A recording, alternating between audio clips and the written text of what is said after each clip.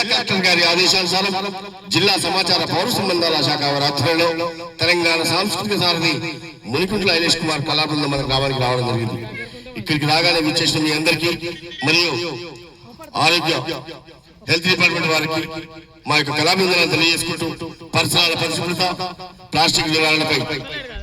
రాజలక్ష్మి ఈ పూట ఒక చక్కటి పాట